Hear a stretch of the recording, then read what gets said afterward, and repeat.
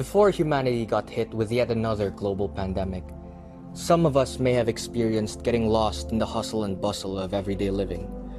Waking up had to be early on the weekdays, going to school or to work happened as usual, and getting back home to race till the end of the week happened too.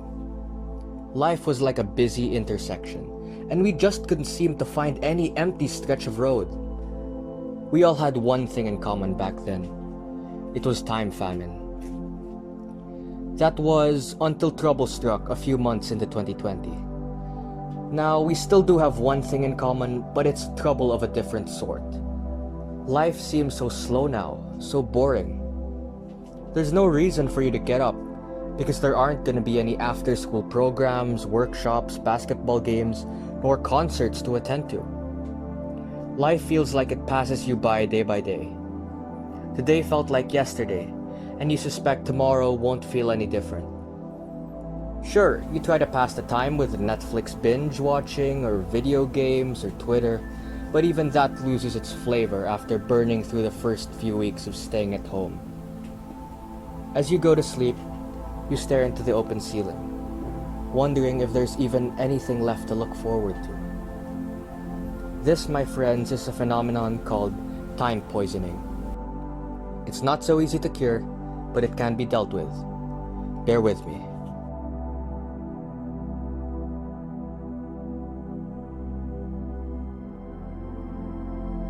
Time poisoning, the way I define it, is a malady characterized by a harmful excess of time. Symptoms include unbearable boredom, a feeling of daily redundancy, and a lack of motivation for anything. Chronic symptoms include a further lack of self-worth and a desire for the next months or years of life to just play and fast forward and be done with. In our scenario now, we are dealing with a force outside of our control, so we may easily fall into the belief that we are completely helpless. We're not. There are a few simple steps you can take to avoid the current crisis from taking over you.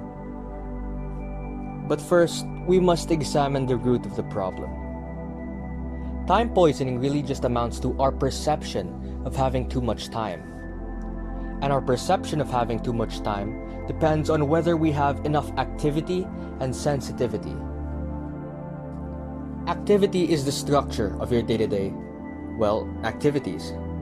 Is it possible that you've limited yourself to only surfing the web?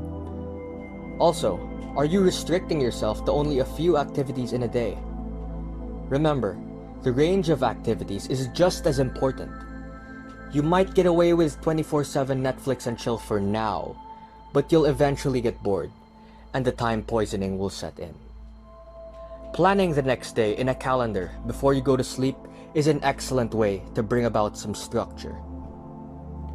Sensitivity is how receptive you are to the present moment. In other words, it's about being mindful. Why do you think Buddhist monks can sit hours at a time in solitude, just meditating? It's because they've fine-tuned their brain to appreciate the now more than ever. And it's something you can do as well.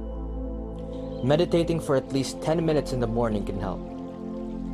It's also important to note that meditating isn't as mystical as it sounds. It can simply be sitting down and watching your thoughts come by, breathing in and breathing out. And if you have thoughts, that's fine. You just bring it back to the breath. It teaches you how to stay in the moment, and that's what's important here. To recap, time poisoning can be a dull experience, but it can be dealt with. It all depends on how you can influence your perception of time, both through activity and sensitivity. Plan your days to get structure, and take a few minutes in the morning to meditate and appreciate the moment you have now. I hope you enjoyed the video. Please consider subscribing or liking the video, or leaving a dislike if you find the content disconcerting.